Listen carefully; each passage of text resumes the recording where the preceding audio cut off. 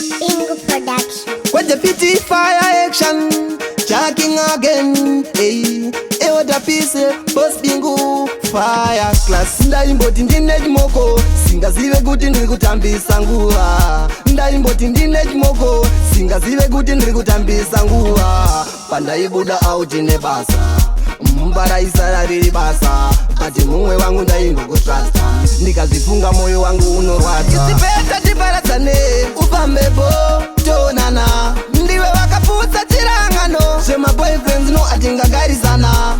Saka isipeta tiparadzane, ufambepo tonana. Ndiwe wakaputsa chirangano, zvema boyfriends no atingagarisana. Ndaikutrasta, wakandikandisa mapfumo pasi, sekuona kwanga zvine kumbotanga nasi. Ukandichora kundita munhu wasina basi, ufamba zvakanaka mai mwana. Ndaikuti ndiwe mbavhu yangu, ndikakuti ndiwe zvese zvangu, asi wakabaya moyo wangu, chikunyanya kundirwadza vana vangu. Isipeta tiparadzane, ufambepo tonana. Ndiwe wakaputsa chirangano, zvema boyfriends no atingagarisana.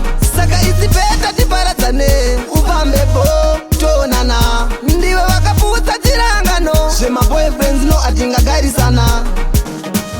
Ndaimboti ndine chimoko, singazive kuti ndiri kutambisa nguva. Ndaimboti ndine chimoko, singazive kuti ndiri kutambisa nguva. Pandaibuda out nebasa, mbaraisa riri basa. Pati mumwe wangu ndaingokutrasta, ndikazifunga moyo wangu unorwadza. Isipeta tiparadzane, ufambepo tonana. Ndiwe wakaputsa chirangano, zvema boyfriends no atingagarisana. Saka isipeta tiparadzane, ufambepo tonana. Ndiwe wakaputsa chirangano, zvema boyfriends no atingagarisana. Ndaikutrasta, wakandikandisa mapfumo pasi, sekuona kwanga zvine kumbotanga nasi. Ukandichora kundita munhu wasina basi, ufamba zvakanaka mai mwana. Ndaikuti ndiwe mbavhu yangu, ndikakuti ndiwe zvese zvangu, asi wakabaya moyo wangu, chikunyanya kundirwadza vana vangu. Isipeta tiparadzane, ufambepo tonana. Ndiwe wakaputsa chirangano, zvema boyfriends no atingagarisana. Saka isipeta tiparadzane, ufambepo tonana. Ndiwe wakaputsa chirangano, zvema boyfriends no atingagarisana.